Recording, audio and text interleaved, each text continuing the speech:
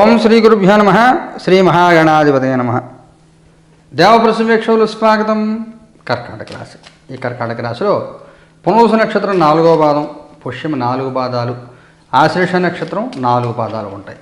మీ అందరికీ 2026 సంవత్సరం ఆగస్టు 1 నుంచి 15 వరకు ఎలా ఉండదో చూద్దాం. నెలకి 2 సార్లు జరిగేటువంటి నవగ్రహ నక్షత్ర పరిహార హోమాలు ఈ నెలలో 4వ తారీఖు జరుగుతాయి. ఈసారి లైవ్ టెలికాస్ట్ ఉండదు, గమనించండి. ఈ 15 రోజులు ఎలా ఉండదో చూద్దాం. చారియట్ ఇంకోటి తీసుకుందాం. 6 ఆఫ్ కప్స్ ఇంకోటి తీసుకుందాం. Hanged man. భయం వదలండి.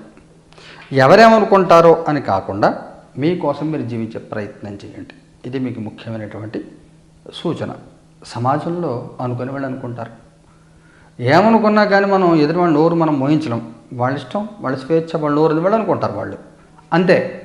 అలా అనుకోవాలి తప్ప మీరు అనుకోండి కావాలంటే. వాళ్ళకి మీరు కూడా మాట్లాడండి. నేను మాట్లాడను, నేను మౌనంగా ఉంటాను, ఎదురు మాట్లాడద్దంటే కుదరదు అలాగే ఈ రోజుల్లో. అందువల్ల ఎవరిని పట్టించుకోవద్దు. మీ వెనకాల మిమ్మల్ని అనేవాళ్ళు, అనుకుంటున్న వాళ్ళు, అనుకునేవాళ్ళు అందరూ మీకు తెలుస్తూ ఉంటారు. కానీ ఎవరిని ఏమీ చేయలేరు. మీ పని మీరు చేసుకోండి, ఎవరిని పట్టించుకోవద్దు. ఇదే మీకు ముఖ్యమైనటువంటి సూచన.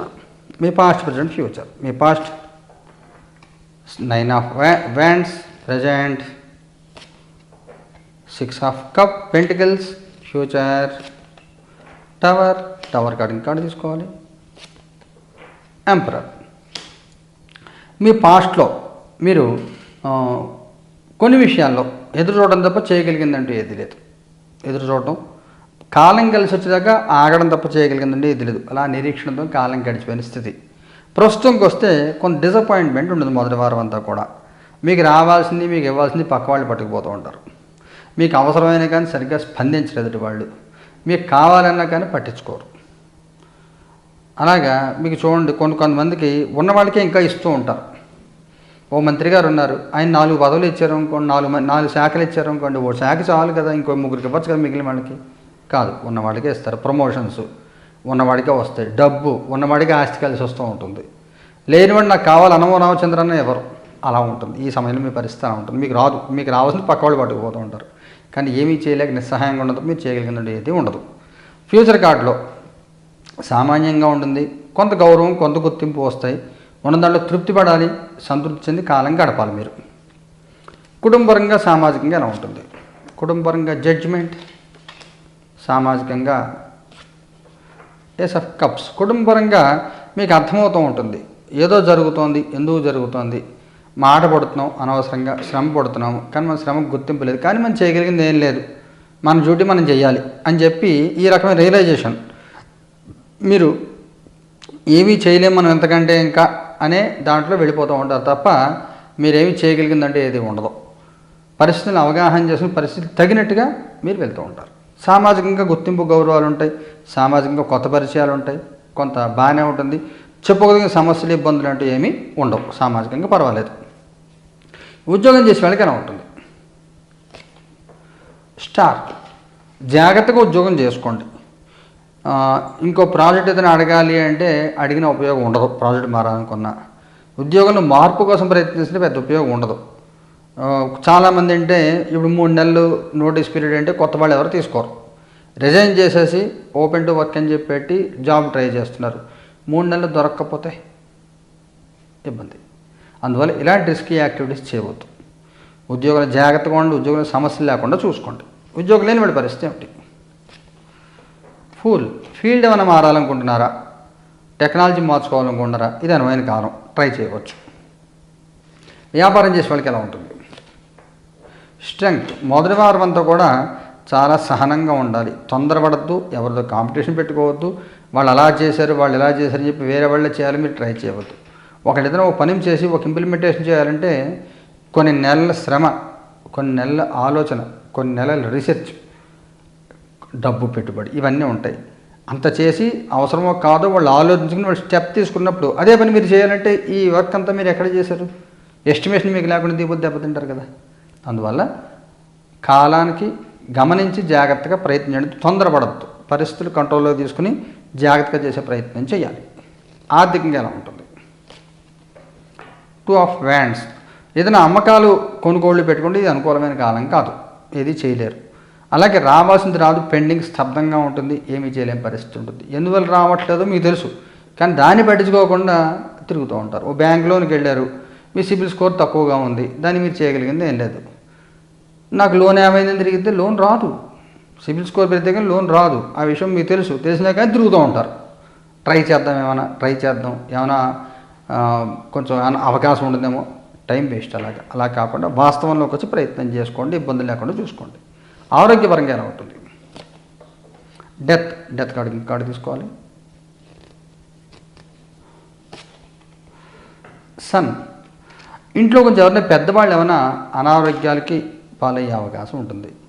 అంటే పెద్దవాళ్ళ పేరెంట్స్ కానీ, తల్లిదండ్రులు, తాతగారులు ఎవరైనా ఉన్నారా, లేదా కొత్తగా పుట్టిన చిన్నపిల్లలు కూడా కొంత అనారోగ్యానికి గురయ్యే అవకాశం ఉంటుంది. అకస్మాత్తుగా అనారోగ్యానికి గురయ్యే అవకాశం ఉంటుంది. ఈ సీజనల్ చేంజెస్, ఎలర్జీల మూలంగా ఇబ్బందులు పడే అవకాశం ఉంటుంది, జాగ్రత్తగా చూసుకోండి. ఇది ముఖ్యమైన సంఘటన జరుగుతుందా? 4 ఆఫ్ కప్స్, జీవితంలో టైం చాలా వాల్యుబుల్, ప్రతిదానికి వెంటనే స్పందించాలి. ఈ కాంపిటేటివ్ వరల్డ్లో మనం లేట్ అయ్యే కొలది మనకు అవకాశాలు చేజారిపోతూ ఉంటాయి. ఏ అవకాశం చేజార్చుకోవద్దు. ముఖ్యంగా మొదటి 3-4 రోజులు మీ మెసేజ్లు అన్నీ చూసుకోండి, ఏ ఫోన్ కాల్స్ ఏవి మిస్ అవ్వకుండా చూసుకోండి. మగవారి ప్రత్యేకమైన సూచన ఏమైనా ఉందా? టెంపరెన్స్. ఆడవారి ప్రత్యేకమైన సూచన ఏమైనా ఉందా? నైట్ ఆఫ్ పెంటికల్స్, వైవాహిక జీవితం ఎలా ఉంటుంది? ఏస్ ఆఫ్ వ్యాండ్స్, సంతానపరంగా ఎలా ఉంటుంది? 6 ఆఫ్ కప్స్, విద్యార్థి పిల్లలకి ఎలాగుంటుంది? 5 ఆఫ్ కప్స్, మగవారికి సంబంధించి ముఖ్యమైన నిర్ణయాల్లో తొందరపడకుండా నిదానంగా నిర్ణయాలు తీసుకోవాలి. ఉద్యోగం మార్పులు కానీ, స్థలం మార్పులు కానీ, ఇన్వెస్ట్మెంట్స్ కానీ, ప్రాపర్టీ కొనడం అమ్మడం ఏదైనా కానీ తొందరపడకుండా 1-2 సార్లు ఆలోచించండి. పెద్దవాళ్ళ సలహాలు తీసుకోండి. వేరే వాళ్ళతో పోటీపడి ఎదురు చేసేది ట్రై చేస్తే ఇబ్బంది పడే అవకాశం ఉంటుంది. ఆడవారికి సంబంధించి ప్రత్యేకమైన ఇబ్బందులు ఏమీ లేవు, ప్రశాంతంగా కాలం సాగుతుంది, స్థిరమైన జీవితం ఉంటుంది, ప్రత్యేకమైన ఒత్తిళ్లు ఏమీ లేకుండా కాలం గడుపుతారు. వైవాహిక జీవితం కూడా బాగుంటుంది, ఎటువంటి ప్రత్యేకమైన సమస్యలు, ఇబ్బందులు ఏమి ఉండవు, బాగానే ఉంటుంది. సంతానపరంగా రకరకాల సమస్యలు మీరు ఊహించుకుని మీరు మిస్ అయిన దాన్ని సంతానం వల్ల మీరు పొందాలని మీరు అనుకోవద్దు. మీరు ఏదైనా చేయాలనుకున్నారు, చేయలేకపోయారు. మీకు గుర్రం మీద స్వారీ చేయాలని ఉంది, గుర్రం అంటే భయం మీకు, మీ పిల్లలకి గుర్రం ఎక్కించాలని ట్రై చేయదు ఈ టైంలోను. అందువల్ల వాళ్ళ శక్తి అది, వాళ్ళకి ఏది ఇంట్రెస్ట్, వాళ్ళు ఏది చేయగలుగుతారు అదే చేయండి తప్ప మీరు మిస్ అయినవి మీరు చేయాలనుకుని పిల్లల ద్వారా చేయాలని ట్రై చేయవద్దు ఈ సమయంలో. విద్యార్థుల పిల్లలు కొంచెం అలర్ట్గా ఉండాలి, లేకపోతే మంచి ఛాన్సెస్ మిస్ అయ్యే అవకాశం ఉంటుంది. మొదటి 4-5 రోజులు జాగ్రత్తగా ఉండండి. ఈ examination results, college seats, higher education planning, loans, education loans ఇలాంటివన్నీ కూడా అలర్ట్గా ఉండి ప్రతిదీ చూసుకోండి. నక్షత్రాల వారిగా తీసుకుంటే పునర్వసు వాళ్ళకి అలా ఉంటుంది, 4వ పాదం వాళ్ళకి 5 ఆఫ్ సోర్ట్స్, పుష్యం వాళ్ళకి ఎలా ఉంటుంది? 9 ఆఫ్ సోర్ట్స్, ఆశ్లేష వాళ్ళకి ఎలా ఉంటుంది?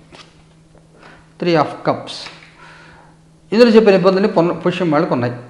ఒకసారి మీ జాతకం చూపించుకొని ఏదైనా పరిహారం చేయాలని చేయించుకోండి.